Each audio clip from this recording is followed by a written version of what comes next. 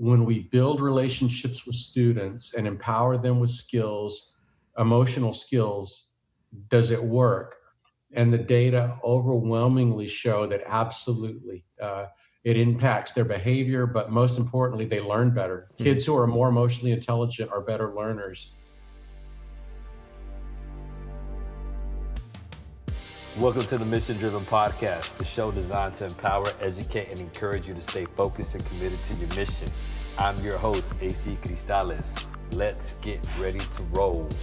Welcome back to Mission Driven with AC Cristales. For this episode, I have an interview for you guys. But before I get into the interview, I want to say this quote by Martin Luther King Jr. And the reason why I'm saying this quote is because this podcast will be published on MLK Day 2020. And the quote goes like this: "Our lives begin to end the day we become silent about things that matter." Let me say that again. Our lives begin to end the day we become silent about things that matter. I've been working in schools since 2001, and I've seen a lot of things.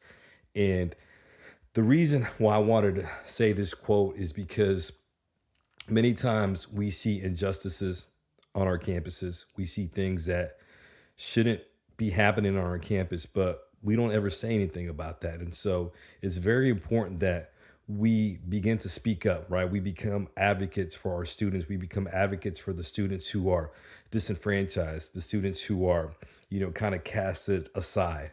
And to be honest with you, that's one of the main reasons why I got into education. My hope is that as you listen to this interview today, that you will begin to understand that when we say every child, every day, that we really mean it.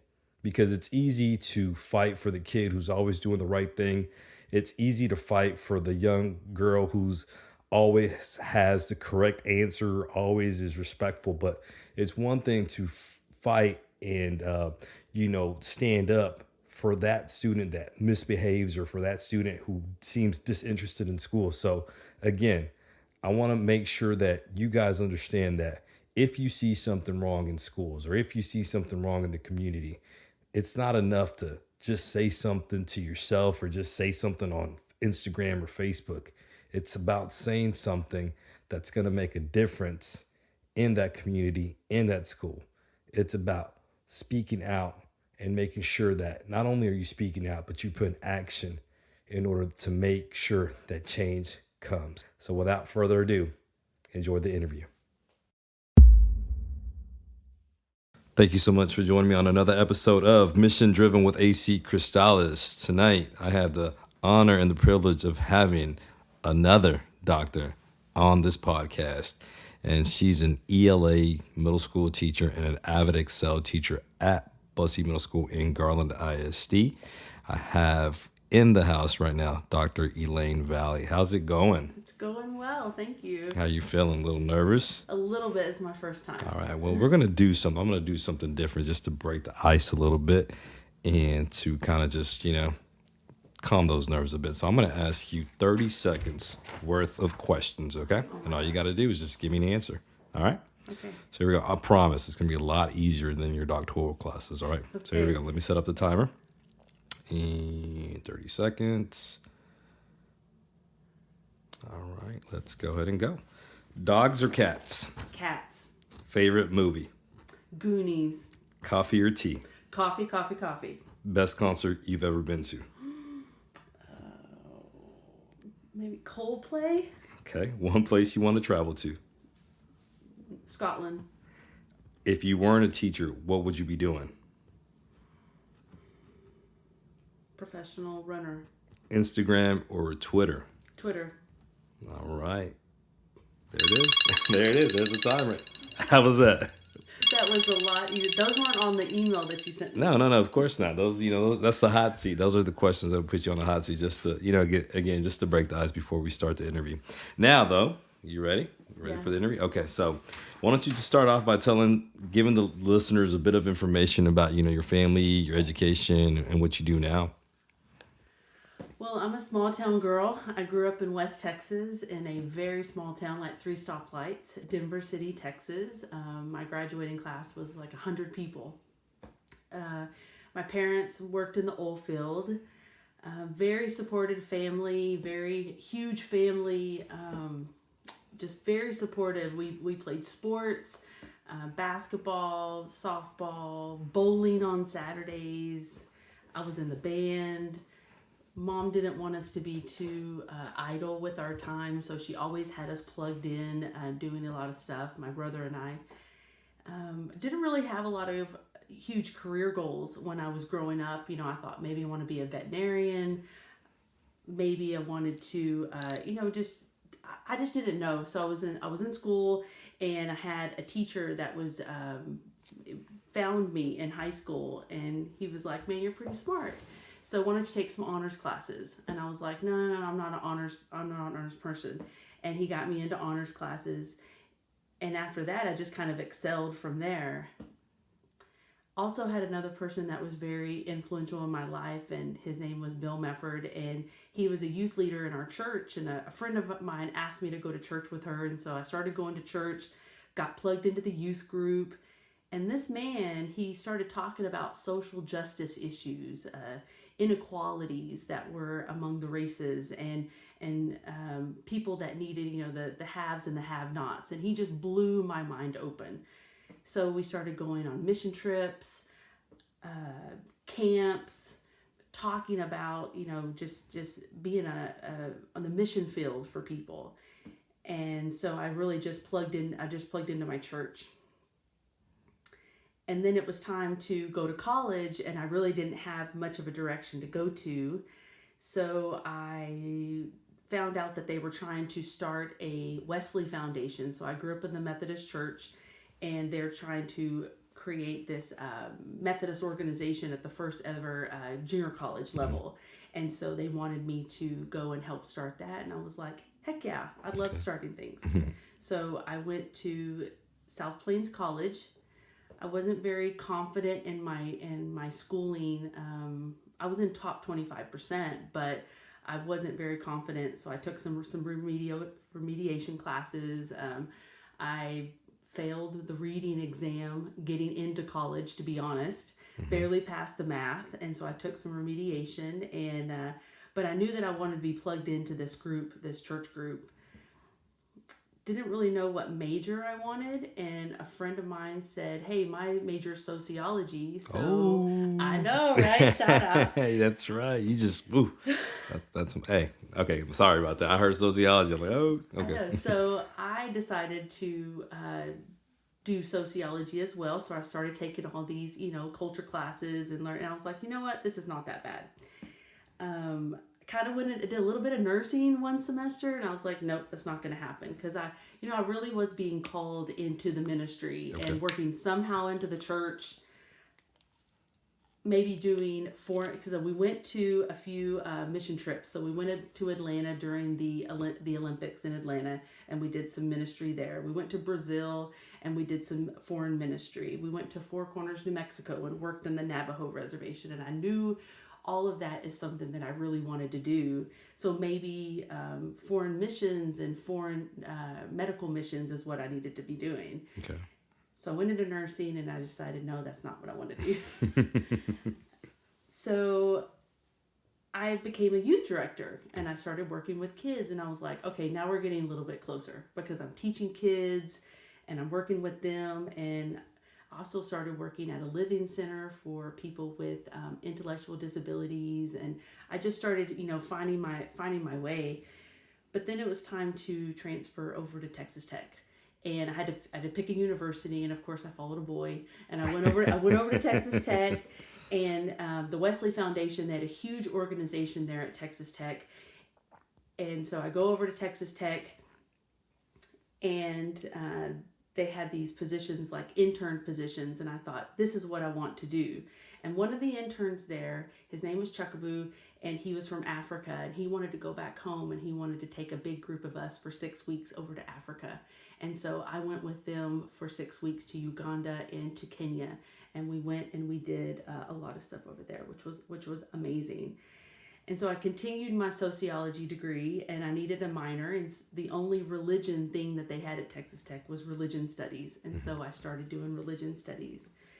But while I was there, I needed a job, and one of my friends was a substitute teacher. And she goes, "Why don't you come substitute teach? You'd be good at this." Okay.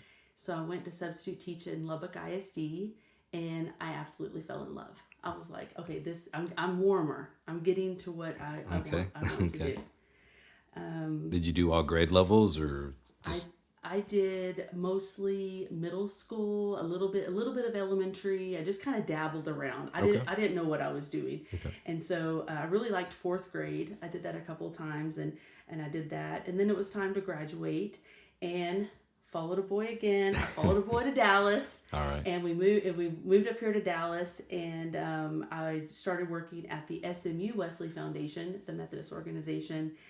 And after a month, I was just like, this is not me. And I left, and I took a semester off. And I was like, what is the one thing that really made me happy?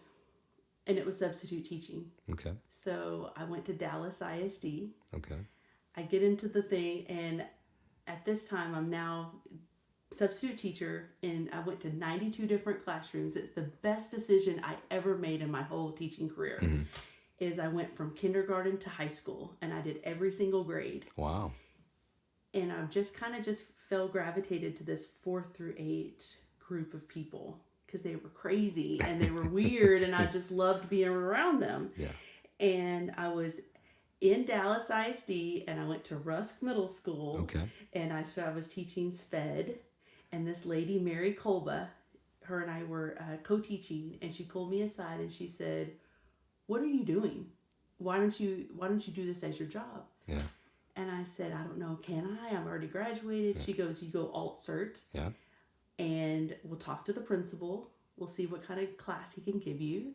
And she goes, "Let's do it." So Israel Garcia, I'm throwing these names out because they changed my life forever. It's awesome. I went to him. He came in and saw me teach, and he goes, "You got something."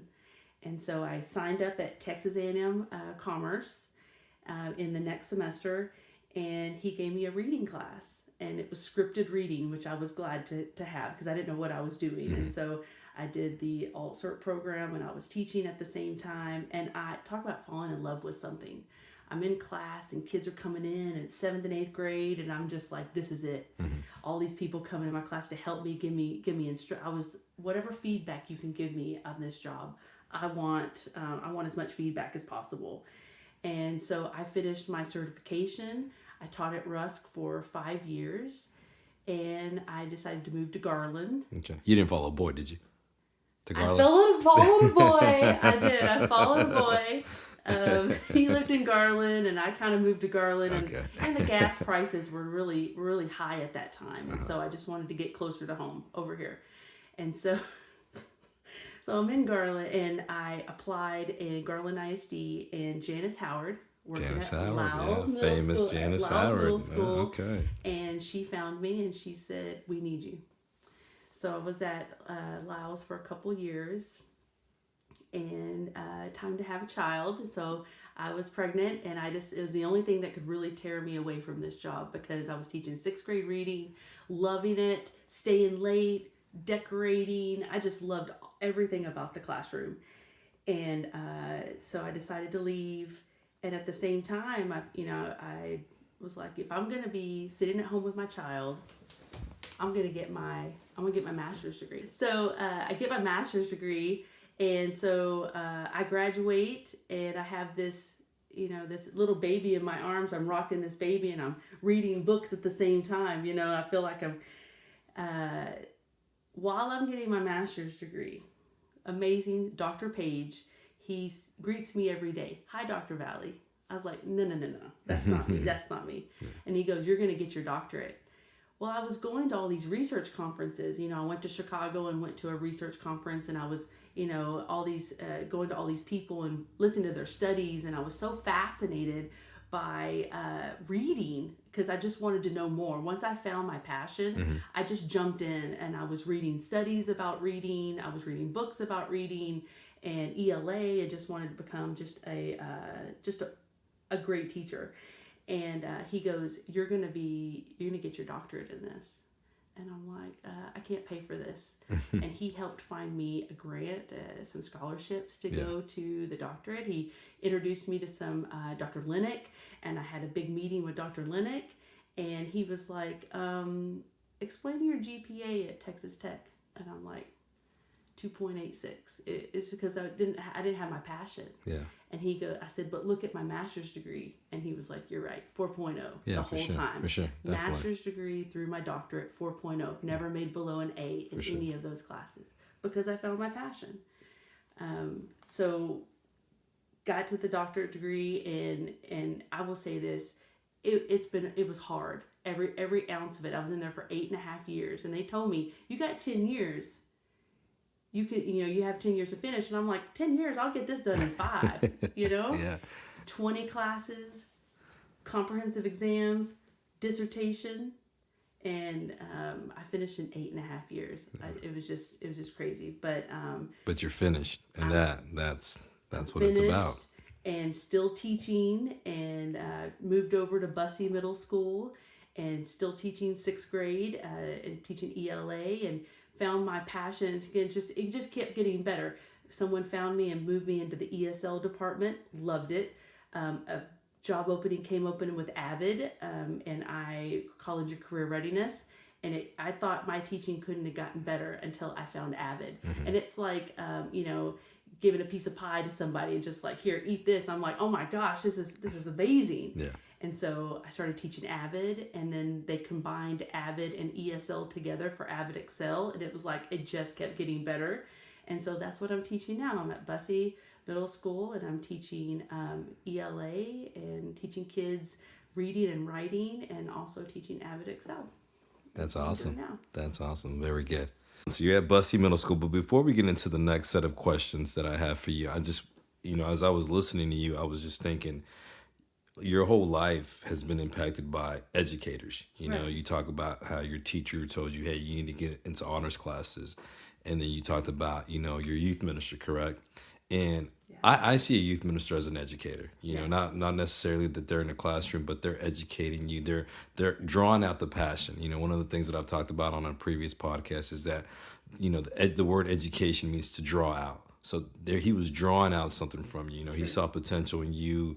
Obviously you got involved in the ministry and youth ministry, and you did the work going to, Brazil and all those spots. So he was drawing that out from you.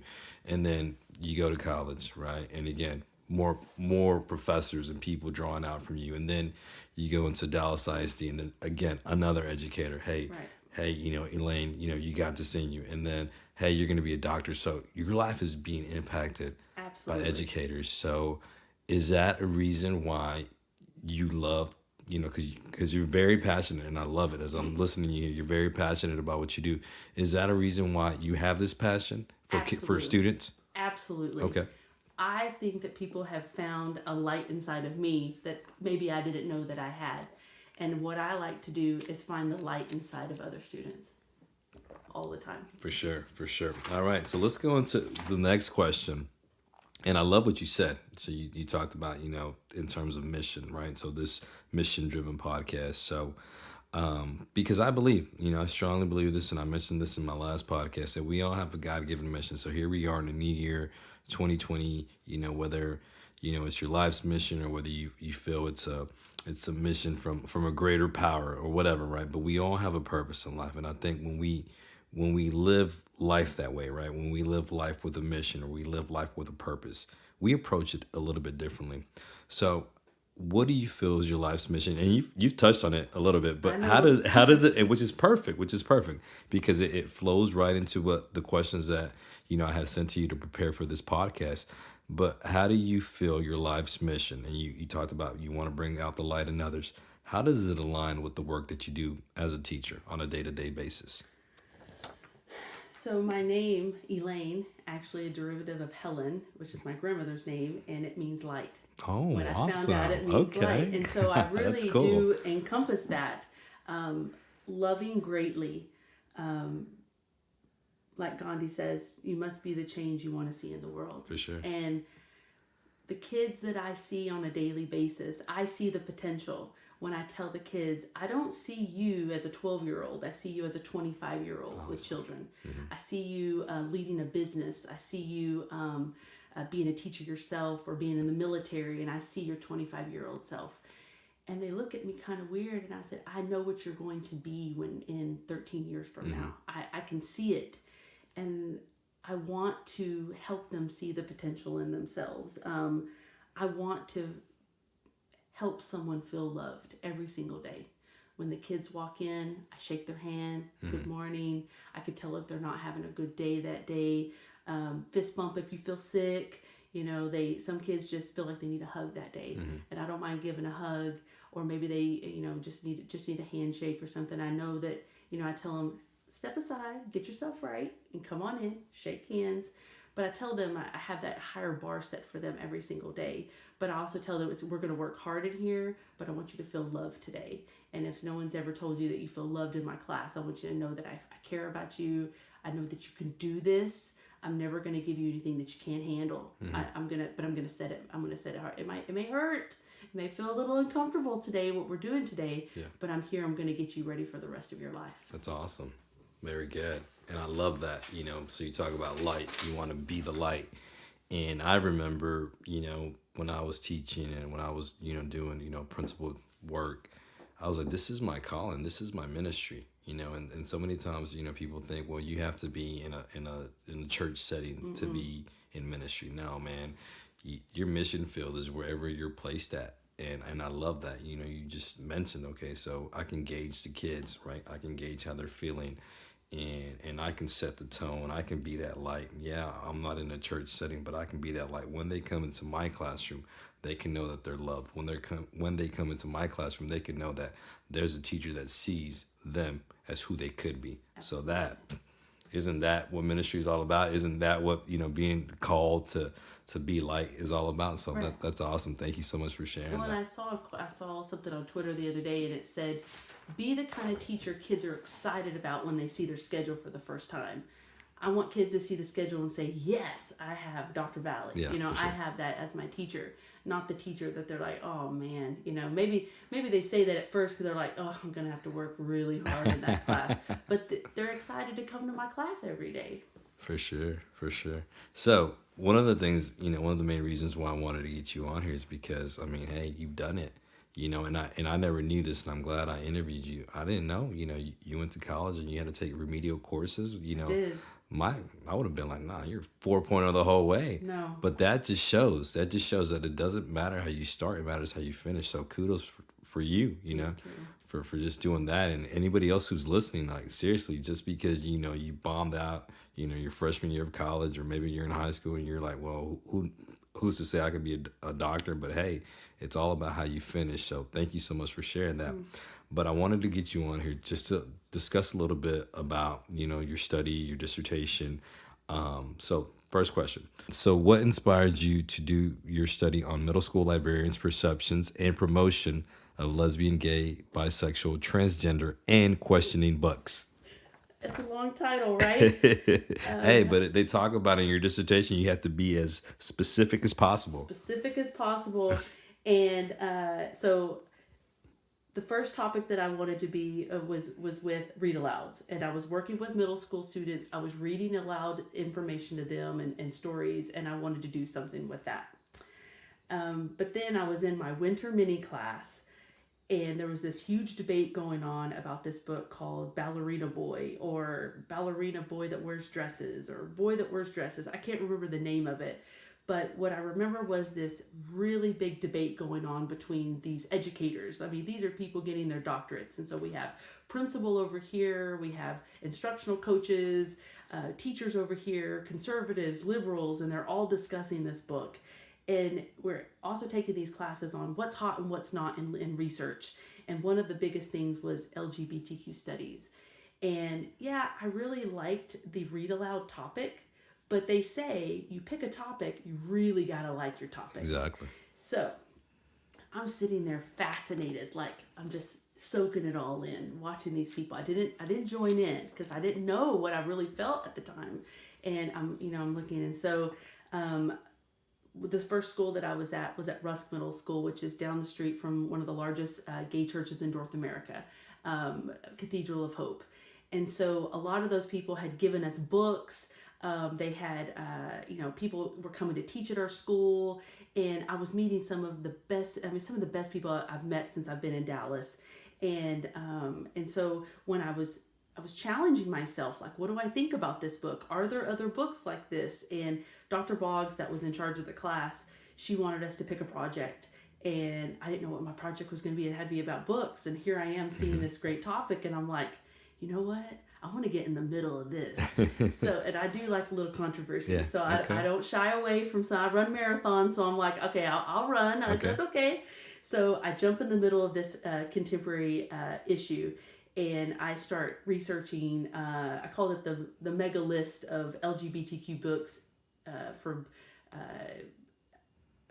children's books, adolescent literacy, and just those two types of books. Mm-hmm. And so I researched, and I was stunned at how many books are out there for children's books and adolescent literacy. And here I am. I mean, I'm a reading teacher taking my kids to the library every 2 weeks. Mm-hmm. What if a kid were to come up to me and say, Miss, I'm really looking for a book like this? Yeah. And I'm like, there's all these books out there. I had no idea. Now, you mentioned before, that Cathedral of Hope was giving you guys books at Rusk. Mm-hmm. How did the teachers take that? I don't think a lot of teachers knew it. The librarian knew it. Okay. And then she would say, here, bring your kids in, and they get to pick a book off the stage. The stage. You know where the stage is. Yeah. So they would come down, and the kids just pick a book. Okay. And some of the kids just didn't even care. Yeah. And a lot of teachers, I don't even think even knew. Oh, okay. And so I was like, free books. I'm so excited. Yeah. The kids just pick a book. So I do this research project. And Dr. Boggs was impressed, and so her and I got together and did more contemporary issues. So we did a bigger study, and her and I we spoke at a conference on contemporary acceptance issues. Why are we not talking about these issues in education? Why are we not talking? Why is there a silence that's going on? And that kind of led to my dissertation, talking about the silence. And so. So, like I said, I wanted to get right in the middle of things. I took a critical literacy class, talking about why are we not the haves and the have-nots. I took a lot of those classes, and I was just excited to talk about these contemporary issues, and I don't know. I just felt like that was my niche. I wanted to be a champion. I wanted to find something that I could. They say, don't change the world with your dissertation. Mm-hmm. But why not? Yeah, for sure. I started looking up research over this topic, and I'm noticing there's not a lot. Mm-hmm. There's people there's people that are telling about their life growing up gay, which I'm not, mm-hmm. but I have friends that were, mm-hmm. and people that were discriminated against, mm-hmm. and people in high school that I was best friends, I never knew he was gay. Yeah. In college, one of my best friends never knew he was gay. Mm-hmm. And I kept asking myself, why didn't they tell me they were gay? Yeah. Did they think that I was going to judge them? Because I was very conservative back then. And I thought, you know what? Am I the problem? Maybe I was the problem back then. And I thought, you know what? I need to do better for my friend Mike in high school. I need to do better for my friend Nick in college. I need to do better for my friend Jana that I met in Dallas. These people stuck in my brain, mm-hmm. and I thought, those people who I love, did they have the kind of books that they needed? My cousin, Sarah, did she have the books that she needed when she was in middle school and high school? I don't think so. Okay. And so I wanted to make sure to kind of be a person to research that, mm-hmm. and get that out there. Yeah, and this is pun intended. You wanted to bring it to light. You talk about being a light. No, seriously, because I'm intrigued. The silence. So, you want to share why there's silence, or what you found in terms of why there is silence on these issues? That is question number 5. Okay, my bad. I don't want to jump. I don't want to jump. Okay, we'll get to that. But I'm just like, man, because again, number one, I can tell that this, as you were naming the people in your lives the people in your life that you thought about, it's very personal. And some of the best writing is when it's personal, Right. And that's a tip for any teacher out there. You want your kids to Right. write better, just let it be personal, About their life. let it be, let them make that real life connection, because when you do that, you put more passion, you put more effort into what you're writing. Well, and I was researching books, and I was sending it to my cousin, and because she had twins, and I said, "Hey, have you heard of these books?" And she's like, "No, thanks a lot." So I was sending these books to her, and she's sharing them with the twins, and I'm like, "Okay, this is what I'm supposed to do. I'm supporting her family, and I'm adding to the research, and I'm helping myself grow as a person." For sure. So in terms of, so you're doing the study, you narrowed it down. This is what I want to focus on. I want to Yes. make sure to bring to light, what's going on in terms of serving this group of students, right? Mm-hmm. What books, articles, or research studies influenced you the most for this study? Well, in the doctoral program, you read. Exactly. Go find five research studies and bring them to class, and let's discuss them. Oh, 5 more. Yeah. And then you need to go get 5 more. Dr. Brown, thank you, shout out. And so there was a couple that I found. I was reading and just trying to get into the history and just trying to get into what's out there. And there was a 2006 Kevin Jennings, which started GLSEN, the Gay, Lesbian, Straight Education Network, in 1990. He wrote an article in just this little bitty sliver that talked about how the library was a refuge for him to hide in. That it was a place that he could get away from being bullied. He could go to the library and just kind of escape. And I thought, oh my gosh, that was me. Yeah. When I was young, I felt like I was being bullied, and the place that I used to hang out in the summertime, my mom worked downtown in a small town. But downtown, a couple blocks, was the library. Yeah. So I would go into the library and I would just read and just read. And the librarian was so nice to me. And if I felt like my friends weren't being nice to me, the books never bullied you. Yeah. And so you're reading. And so I felt very safe in this place. And so I connected to this man. And so I kept reading more research. And it was just a lot of study, just a lot of stories about how they grew up and how the books and libraries, but they kept talking about how they wish that there were more books for them, and they wish that they felt comfortable asking for those books, and they wanted more books, to represent who they were. And so I saw that there was a lot of research on public libraries. Mm-hmm. But there wasn't on school libraries. Yep.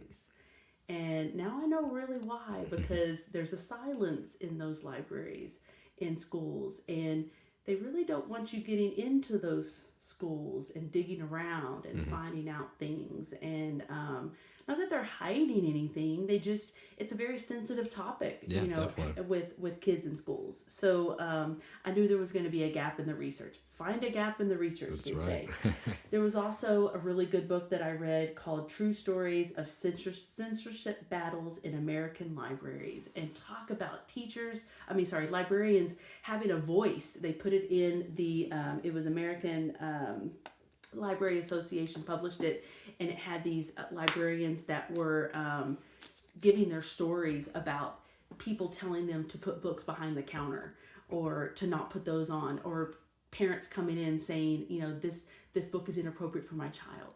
And I just loved hearing their stories. But what about school libraries? Yeah.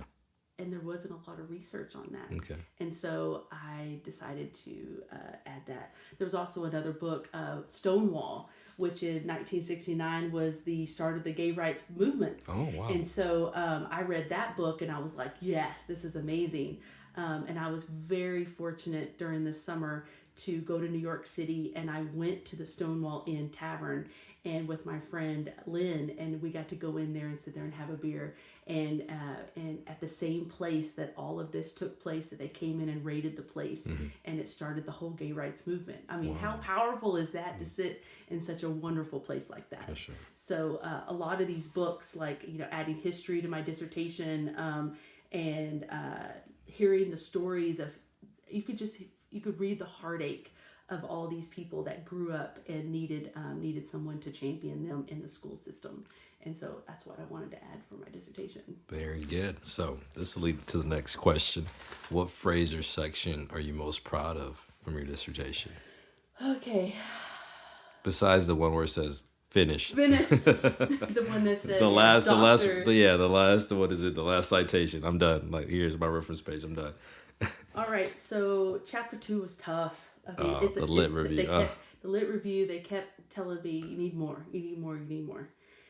I think I'm pretty proud of the history part because I wasn't a history major, but I really got into reading about the how the gay rights movement started and the history of people that have fought for their rights, since the turn of the century.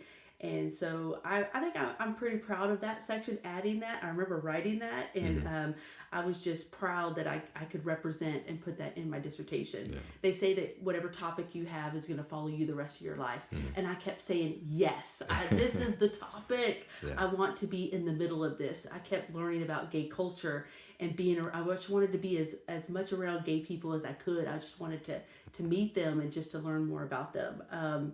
I think I'm pretty proud of my theoretical framework. Okay. Because you have to pick, 2 or 3 theories to back up. The more I chose these theories, I kept finding myself in these theories. So my first theory was Maslow's hierarchy of needs. Okay. And so this really shows how my classroom is set up, that I try to meet them in their emotional needs, their physical needs and their emotional needs, because without that, they're not going to listen to a word I say about reading this book or this grammar or this spelling or anything like that. And so I used that in my dissertation. I also used critical theory, which is, it's critical theory is all about giving a voice to the marginalized populations to empower them, to help them question their existence, question what's going on, the haves and the have-nots. And that goes all the way back to my youth leader that was teaching me this from the very beginning. Yeah. And so I used that in my dissertation. The last one I used was Notting's caring theory, about caring for students and making sure that when they come to school, it's not all about scores. Yeah. It's about caring about students and finding out, what they need and helping them achieve through more of a care and encouragement. Well, I like that. One of the things that I was thinking about as you were talking about, the theories is it's all about belonging. So you think about Maslow's, right? Belonging. Where do I belong? Do I feel like I belong? Can I walk into this classroom and feel like I belong? Because maybe at home, I don't feel like I belong. Maybe at home I don't have a mom and a dad that are there supportive and loving and caring for me. Because again, sometimes we take it for granted. And so I know when I teach my students sociology, I said, look, one of the biggest mistakes that you can do is to assume that everybody has the same family life as you. Right. And it'd be naive, because I talk a lot about my mom, in my class, and I talk about how my mom's a hero, right? To me, my mom's my hero, she was mom, dad. But I said, I can't be naive to think that everyone in this classroom has the same type of mom as I do. And so I love what you're doing in terms of wanting, hey, there's this group right here, disenfranchised group, right? Marginalized group. These students who are, they have these feelings that society says you shouldn't feel that way. If you're a man, you should like a woman. And if you're a woman, you should like a man.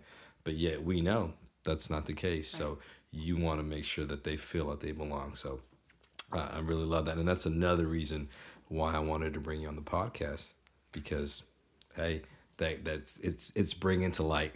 It is. Right? There it is again. Okay, the one last thing that I'm proud of is you have people on your committee for, the doctoral committee. And one of those people was that brought to light in my eyes is the word homosexual. Okay. And I didn't know this as I'm going along, and that's why I was very strategic with the people on my committee.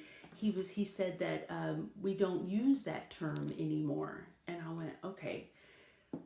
But the school district that I researched was using this term. And so I put a section in there, which happened to get taken out one time, and I went back and put it back in there, that the homosexual term is more of a clinical. It's clinically used in history, and it's used aggressively to classify people as emotionally disordered. Okay.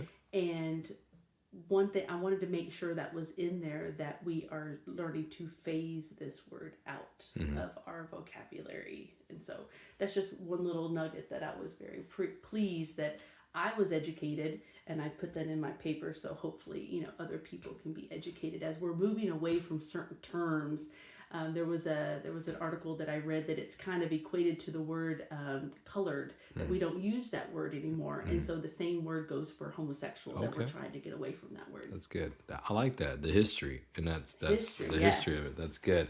So obviously, in terms of writing, dissertations or writing a book, my last podcast I had, an author on the podcast, and now we were talking about, hey, there's challenges that arise in writing, and hey, I've reached out to you because I feel like, man, I've hit a writing wall. I feel like, because the easiest thing is finishing the doctoral coursework, right? We both agree with that. The hardest part is this dissertation. This is a beast. So tell us about, some challenges that may have arose and how you overcame them in finishing this dissertation.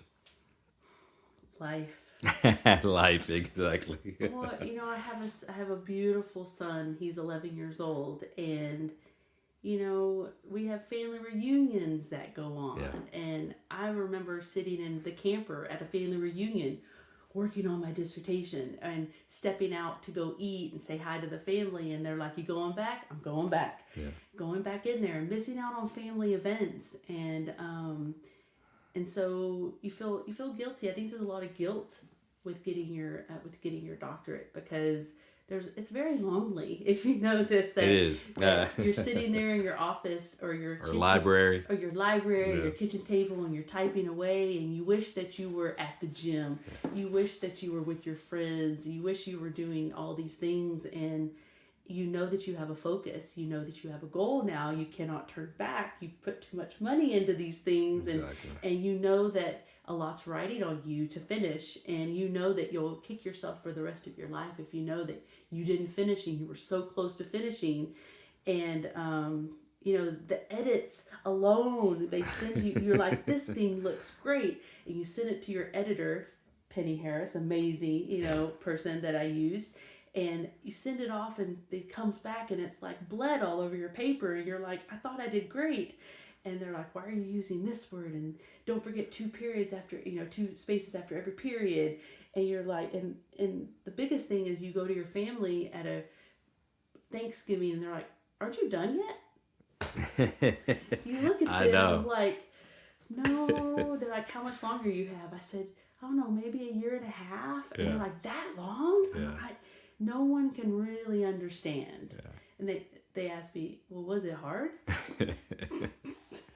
I just go, yes, it was very hard. So I think it's just, what you want. It's not one of those things. One person told me, I was teaching at LA Fitness. I was teaching aqua aerobics, and in the water was this lady had gotten her doctorate. She's a doctor of something, and I told her I was thinking about it. She goes, it's like an elephant. You just bite it one piece at a time. And I thought, okay, I hear what you're saying. Until later, I knew it's not immediate gratification. Exactly. This is not one of those things. It's like, me running a marathon. You have to get through all 26.2 miles. That's right. You cannot just go 3 miles and say, yeah, here's my medal. No. This medal takes a long time. That's awesome. I like that, because I was listening to a podcast yesterday, and it was talking about, in society nowadays, we praise talent. We praise, a goal. So let's say somebody gets on social media and says, okay, this is my goal. And everybody's, oh yeah, but we don't praise effort. Right. And I was like, man, that's powerful, because exactly like, oh, okay, oh, you're gonna do that. Yeah, I'm going to do that. But do they actually do that? And that's where the praise should go when you finish, because anybody can start a race. And like you said, anybody can say, okay, I'm gonna sign up for this marathon, but it's one of those things where you actually finish, and the gratification comes from actually finishing. And so that's one of the things, if I want to, teach my daughters, like, okay, you want to be a good soccer player, or you want to get better, what are you doing to do that? because just wanting to do that is not going to get it done. Just like you wanting to finish your dissertation was not going to get it done. You had to do those things, right? You had to, like what you just described, like, man, like, I want to be here with my family, but I got to take care of this thing. So sometimes you have to be willing to say no to certain things in order to get what it is that you really want. Well, and absolutely. And my grandmother at the time was very ill. And her biggest thing was she wanted to see me cross the stage. And she was very sick, like put into the hospital. And I'm sitting there, I have a picture of her beside me. I've got this little drawing that my son made me when I was trying to get through comps. And I've got 2 on either side of me, and I'm typing away. Yeah. And I'm sitting there, crying, and tears rolling down my face. I'm like, okay, I just got to finish.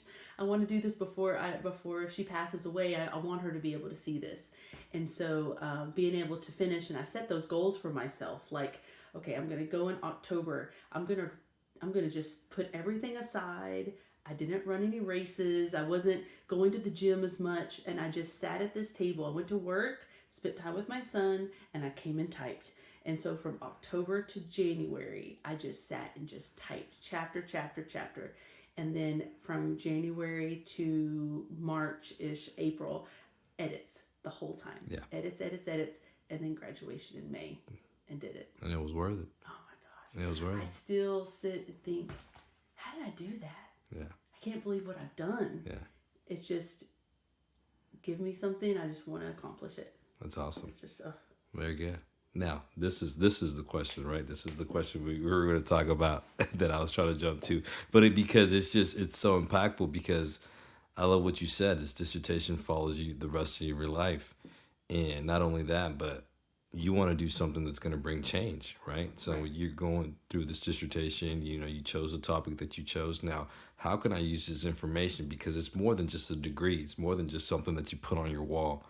So, what information did you gain from this study that has benefited you with regards to you and the work that you do serving your students, and that you feel could benefit other educators? I went into it thinking I was going to be doing more of a research for students that were gay and lesbian, or parents students, or students that had parents that were gay and lesbian. I didn't know that the real focus was the librarians, and that the voices of the librarians was not being heard. Okay. So I reached out to the librarians of a school district, and not everybody said yes. So 6 of them from the district reached back to me and said, yes, I'll speak to you. But there were some challenges with that, because some of them were, I found out that they were kind of trying to vet me, like, who is this person? Yeah. Why does she want to know this? Is she part of the district? Is she trying to find out information on us and stuff? And I had to keep reassuring them, you will be anonymous when you're talking to me about this. And then they were like, okay, so let's talk about it. And the things that I found out is the silence. We talked about, there's this silence between, when you go to staff development for the district, the librarian said that this topic is never talked about. Like, there are students that need these books in the library, but they never talk to them about how to help service those students.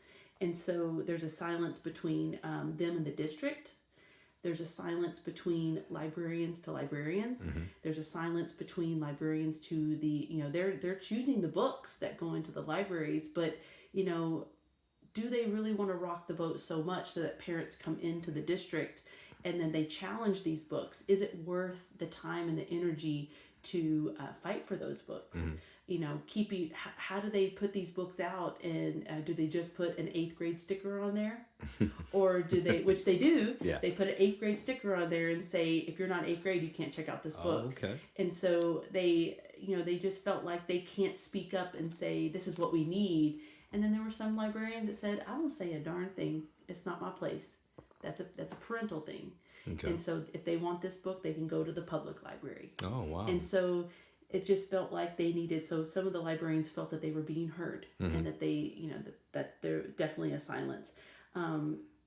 one way that they did give a lot of recommendations were the types of books. There were some that in my dissertation, there's a little table that talks about some of the recommended good books for the librarians. And the librarians some of them took my list and they said, man, these are some pretty good books. Thank you for, talking to me about these books. And even though, yes, the results showed that there was not a lot of the books on my list, I did go back 3 months later, 3 or 4 months later, and I just kind of went back and checked into the database, and there were more books after I talked to them That's about awesome. that. Very And so good.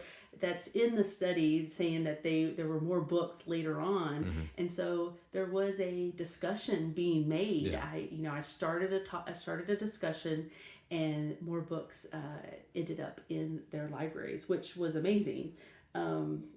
Some other things that I learned was that there really needs to be support for these students that are gay and lesbian, LGBTQ on campuses. These are called GSAs. They're gay straight alliances, and especially for a lot of the research that shows that's out there is that middle schools in the South have higher rates, and they are more victimized than any students that are out there. Wow. And so they have less access to books that are gay and lesbian. And so just noticing what's out there, that there desperately needs to be a conversation about the libraries that are out there. Also, that LGBTQ students, they miss more school. They have lower GPAs. They're 2 times more likely to not go and plan any post-secondary education. They have higher discipline issues, and they have the lowest self-esteem of anybody in middle schools. Wow. And so me taking that information, what I learned for myself in my classroom, and when I talk to other teachers and they ask the same question, or in librarians, they ask me, and they're like, what can we do? And I tell this information. And so hopefully, I know that GLSEN has little stickers that you can put, and I bought a whole thing of it and put it outside my wall saying, this is a safe space for you to come in and be yourself.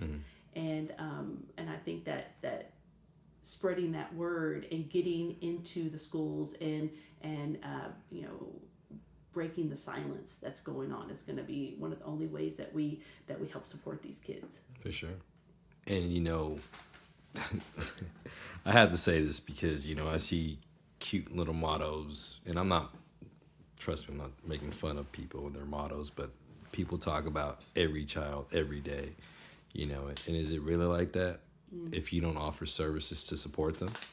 I mean, can you really say that you're supporting that student who's struggling with, am I gay, am I not gay? So it's important. It's important to have these conversations, and as difficult as they may be, but until somebody, stands up and says, hey, we have to have a voice for these students, right? Because they're on our campus, and if we can't support them, how can we really say every child every day? There's certain, so that's why, as you were saying that, I'm like, okay, that's perfect. Yeah, for sure. And I have to say this. So I kind of mentioned this before we started the interview.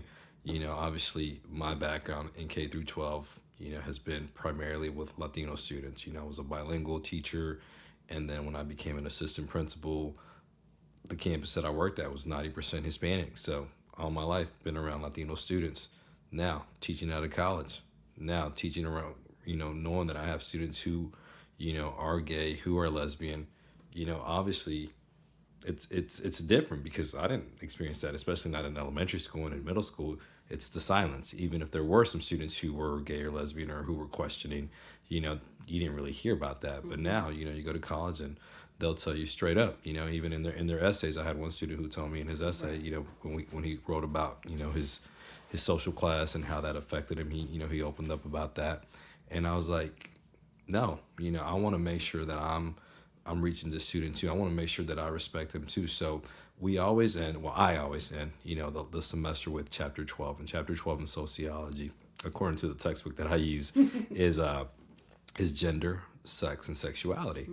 And so that's one of those things where we're like, okay, let's go. Let's have these conversations because they're important. Absolutely. They're important. And so I remember, though, I have to say this, when I took sociology back in 1999, my teacher didn't want to, she said, I'm going to skip this chapter. Right.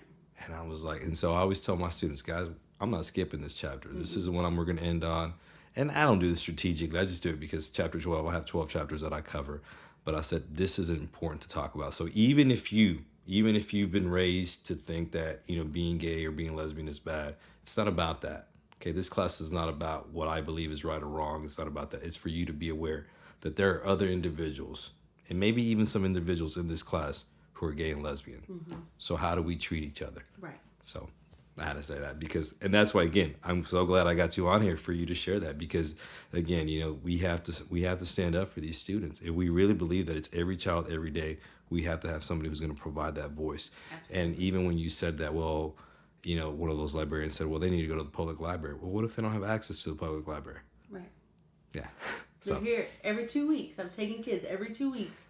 What if they ask me for a book? Yeah. Do I know where those books are? If my African-American students are asking me for a book, I know where to go get a book for them. Yeah. But I cannot get a book for the students that are questioning if they do ask. Yeah, so. For sure. All right, so one of the things that I love to say to people who are educators and people who, I asked to interview on this podcast is that we all have a platform. We all have people who look up to us. Obviously, you have your 11-year-old son who I know looks up to you and admires you, and now he's got his mom who's a doctor, right? So he's looking up to you. But you also have your students, your babies, your kids, right? The kids that you're passionate about, the kids that you'll stay up late, thinking about what am I going to do tomorrow to make sure that I engage them. So what do you feel are 2 or the 3 most important pieces of advice that you can give to them? And now, I have to say this, now that you're a doctor, I'm sure you got other people who look up to you, because that's an accomplishment, and that's a great accomplishment. So what do you feel like? This is my platform. Now I'm Dr. Vallie. Now I have a voice. What are 2 or 3 pieces of information you feel are the most important that you can give to them? And you've dropped nuggets, by the way. So, but here you go. Yeah. Well, first of all, I feel honored to represent women and represent the very small percentage of women that are doctors in the world. And I feel like I'm in this upper echelon of and I feel like I now hold myself to a higher standard because of being a part of such a wonderful group of people. From a small town, B student, like maybe C student, but my mom, never bring a C into this house. Yeah. My mom, I have to do a shout out to her because and my father, just the hardest workers in my life, my grandmothers, just the hardest working people is my family, and they instilled in me that even though I was getting B's my whole life, I never understood why I wasn't getting A's. But if I can do it, anybody can do it. Mm-hmm. Determination. But it really just takes, I've done half Ironmans, I've done marathons, I've master's and doctorate, but it's all about passion. Yeah. If you're not, and I've heard you talk about it before on your podcast. So if you don't find your passion, it's like you put on a glove that fits perfectly. Everything I was doing up until then just didn't fit.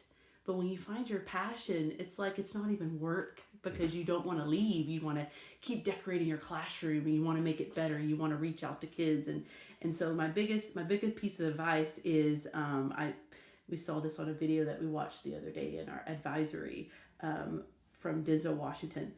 Dream big. Okay. Fail big. Yeah. Have a passion for what you're doing. I'm 2.86 undergrad, and here I am 4.0 doctorate. There you go. Good grief. Yeah. So passion's everything. You got to click with things, and then you have to crave things. If you're not craving what you're doing, that's not your passion. Exactly. I wanted it so bad that I wanted to get my master's, and I wanted to get my reading specialist certification, master reading teacher, and I went to doctorate, and I'm a doctor. I'm a reading doctor of all things. I tell kids, I'm going to prescribe you a reading log. Exactly. And they're like, no. Yeah. But the last thing I think is to prepare yourself, and a lot of people telling me, oh, you're not going to change the world with this dissertation, Elaine, but why not? Yeah. The people will, a long time I wanted to be a veterinarian, and someone said, that's going to be too much work. Yeah. Don't be, and so I didn't. Yeah. Why not? Yeah. I mean, if you have a dream, you really need to go after it. Don't let anybody tell you that you can't do that. I have kids tell me every day, I want to be an NBA player. I say, you do that. You remember my name when you become an NBA. You can do that. You're just sixth grader. I'm just a sixth grader, but you're only a sixth grader. Yeah. You have the world in front of you. So don't let people tell you that, I wasn't the kid in class that teachers asked a lot of, I talked a lot. Yeah. And so I think they wanted me to be quiet most of the time. And I really wasn't the A honor roll student. I was really the kid in the middle. Yeah. I didn't get in trouble, but I wasn't the A honor roll student. And so I was just kind of like, felt like I was always falling through the cracks. Mm-hmm. And so my biggest thing is to find those kids that are falling through the cracks. Yeah. And that's what I do every single day, is try to find them and to give them the best gift that I can give them, which is to learn how to read, which is to feel loved, and to be a better writer. Because once they can write, they can express themselves better. And once they can read, you give them lifelong adventures. Yeah. And so that's what I can say, is to find the passion for kids inside of themselves, even when they can't find it. Exactly. And, your whole, what you've expressed in the last, 30, 45 minutes, it's all about learning. And I think that's one of the biggest things where we can fail, not just as teachers or educators, just as individuals. We have to continue to grow. We got to continue to learn, and growth and learning is intentional.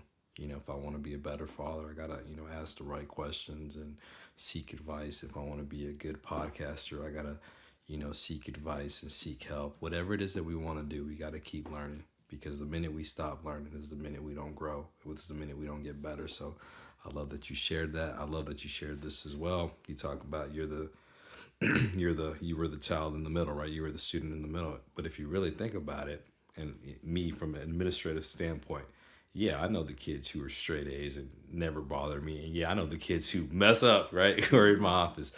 But it's those middle kids that it's rare, right? That I really get to know them. But those they make up 70 to 75% of those kids are middle kids, right? So that's pretty good. It just helps me, when I work with, with teachers and principals, like, hey, let's make sure that, even if the kid isn't A honor roll, because we always, reward them, or even if the kid is always misbehaving, and obviously, they get the attention. Let's remember these kids. Let's remember the Elaine Vallies in the classroom. The B students out there, for sure. So, all right, well, we've gotten to the end. How do you feel? I feel good. Shout out to my fourth period class, Jesus and Martin. They said to do a shout out for them on this thing. They were going to listen to the whole thing. So there you go. Awesome. Very good. Well, this is your time to plug anything else. I know I follow you on Twitter, and you put some great things on Twitter. I saw some things today as well in terms of, your kids, performing well. So, shout out to that, for them doing well, and obviously a reflection of the hard work that you put in. But if some people want to follow you on Twitter, where can they find you? They can find me, just look up, Crystal Vallie, Dr. Crystal Vallie on, I think it's KE Vallie _read 7. I think that's what it is. I'm not sure. Okay, I'll put it on the show notes. Look it just on to make there. sure. Yeah, look up there, and shout out to my Avid Excel students that scored, I think, about 94% on the district assessment. So I'm pretty excited about that. So they're doing great things in the class, and so. Awesome. Well, Thank again, you for having me. Thank you for your willingness to share a bit of your journey and your story, and it's inspiring, and I love that. You said there's not that many women doctors out there, right, who have earned their doctorate, and here you go, you've done it. So your history in the making, and so your kids are fortunate to have you, and the school where you're at is fortunate to have you, and I was fortunate to have you on this podcast. So thank you again, and maybe we'll do another one. Hey, all right, let's try. All right, thank you. Thank you so much for joining me on Mission Driven with AC Cristales. I hope you all enjoyed the interview with Dr. Elaine Vallie. I hope you were able to take some information that could be useful and beneficial as you work with your students and other youth in your community.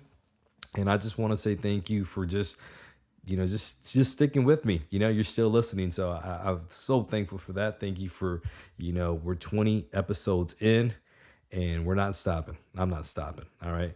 And so I just want to say thank you again and just encourage you to share the podcast with your friends, your families, your coworkers, and anybody else who you feel this podcast information would benefit. All right. I'll be back next week with a solo podcast. I'm excited for that podcast next week. So again, if you're listening on Spotify, make sure to hit that follow button. All right. Or if you're listening on Apple Podcasts, make sure to rate and review the podcast. I would greatly appreciate that. Or wherever else you're listening to this podcast. If it has an option for you to like the podcast, rate the podcast, review the podcast, I would greatly appreciate it if you would do that. All right, guys. So as always, remember, the mission is now. So remain mission driven. Until next time, faith, hope, love.